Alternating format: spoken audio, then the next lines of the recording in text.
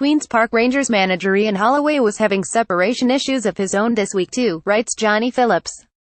A post-match outburst after his side's 22 draw with Brentford sparked debate about an age-old theme.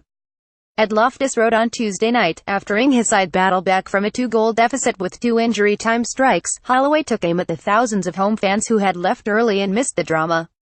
"Don't go, I'm begging you to stay." No, sorry, that was Casey and his band." Holloway's words, with his emotions running high, went like this: "You should have stayed. Everybody who did stay, well done, you deserve that. Don't go home early," adding that supporters shouldn't bother turning up if they're going to leave early.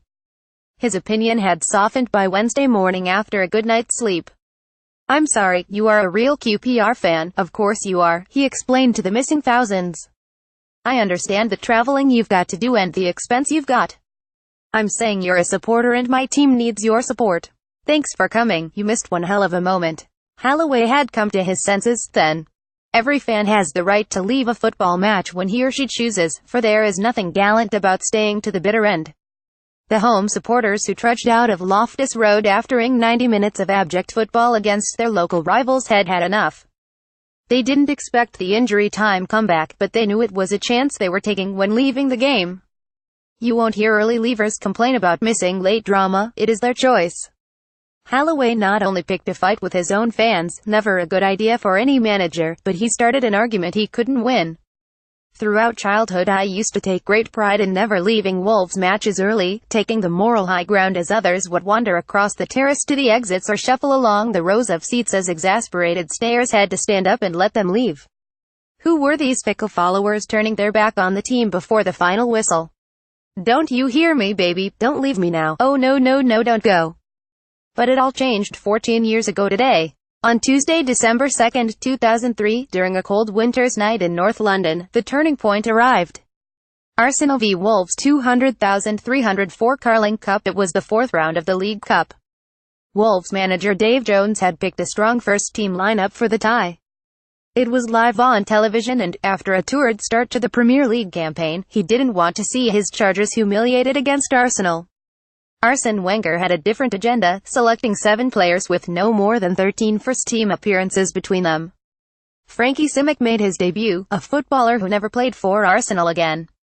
Simic didn't quite disappear off the map when he left Highbury, forging out a respectable career at Sheffield Wednesday. But there were others who did, such as Efstathios Tavlaridis. The disdain Wenger had for the competition couldn't have been more apparent. Accompanied by a few mates who had misjudged Wolves' capabilities as badly as I had, we were pretty fed up in the away section of the clock and, not to mention very cold, by the time Arsenal's ragbag 11 had gone 30 up early in the second half. So we headed off for a drink in the warm comforts of an Islington pub. The point being, there was somewhere else we would rather have been. Several times since then an early exit has proved the best option. The last occasion involved another London away day, as a hapless Premier League campaign was coming to an end under Terry Connor's temporary stewardship in March 2012. 4 down to Fulham and accompanied by my wife, who has no interest in football but came along for moral support and counselling, we made our way out of the Putney End and headed down the Fulham Palace Road for the sanctuary of another hostelry. Not all teams have acquired such an appetite for the mediocre as Wolves. There are those famous comebacks that have had the early leavers crying into their pints. The Champions League exploits of Manchester United in Barcelona and Liverpool in Istanbul. But it is about context too. If you have forked out significant money to travel abroad and your team play in the biggest game of your life, then it probably isn't wise to skip part of the match.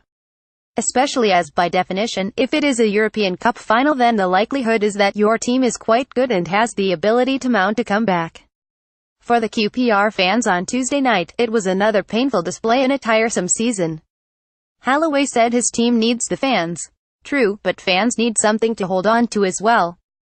It is not good enough to demand blind loyalty and take support for granted. That I'm going to miss your love the minute you walk out that door. There is a romantic idealism to hanging around to the finish. Creating the best atmosphere possible for your team is beneficial. Good on you if you want to do that. But, just as we have no right to be entertained, players and managers can't demand that fans stay to the final whistle. Holloway didn't quite grasp that at first, but, a bit like his team on Tuesday night, he got there in the end.